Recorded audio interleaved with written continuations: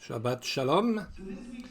Alors, cette semaine, la portion de la paracha, c'est dans Deutéronome, les versets, les chapitres 3 à 7. Et c'est juste avant qu'ils entrent dans la terre promise. Et qu'ils rentrent, Moïse écrit le livre du Deutéronome.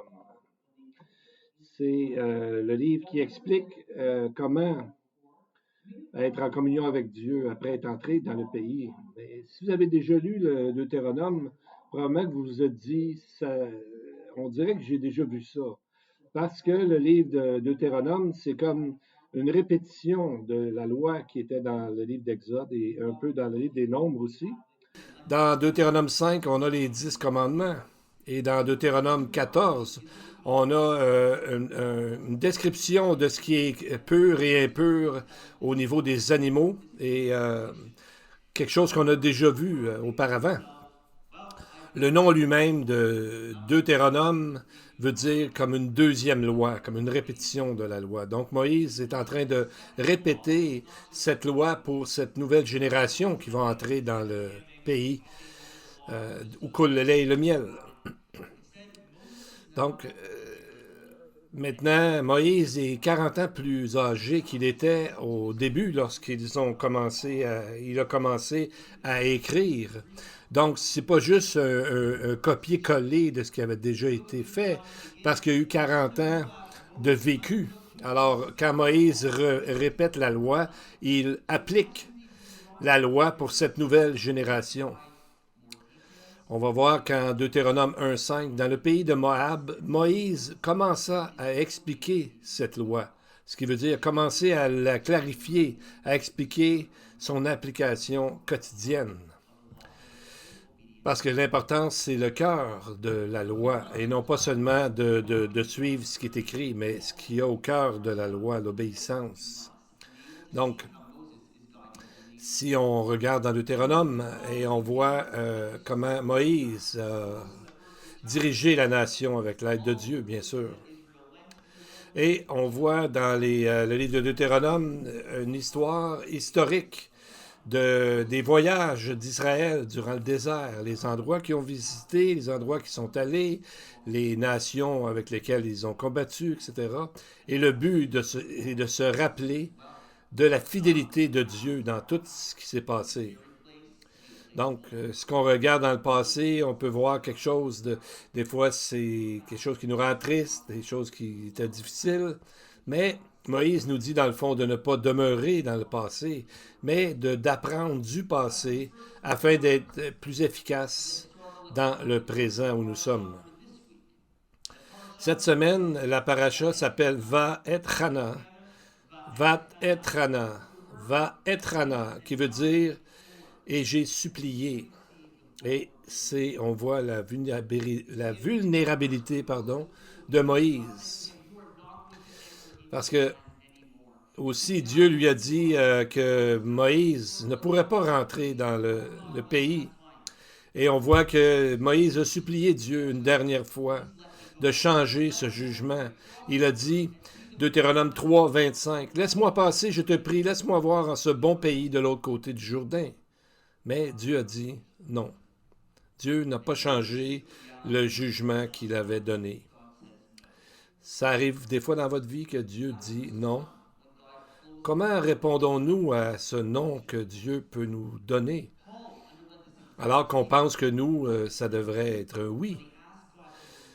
Paul a vécu cette même problématique dans 2 Corinthiens. Il a dit, 3 fois j'ai prié Seigneur de l'éloigner de moi, cette épine dans la chair, comme il l'appelle dans le texte. 2 Corinthiens, chapitre 12, versets 7 à 8. Mais Dieu a dit non.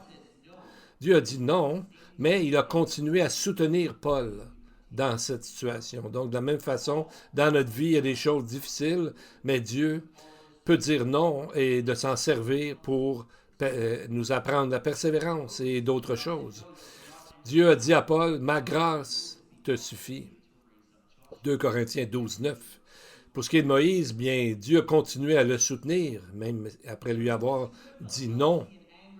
Donc Moïse aurait pu se sentir jaloux des autres ou choqué avec cette porte fermée par Dieu. Mais à la place, il a contemplé l'image plus grande, le plan que Dieu avait, et il a continué à jouer son rôle de façon fidèle. Donc, Moïse est demeuré fidèle malgré la difficulté.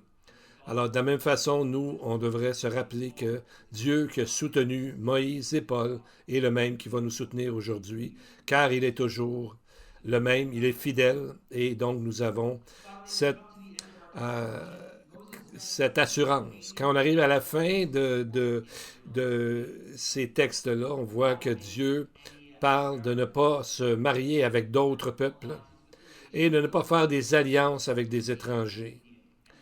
Mais la clé de la fidélité envers Dieu se trouve dans une seule phrase, une seule proclamation fondamentale, ce qu'on appelle le Shema Israël, Deutéronome 6.4.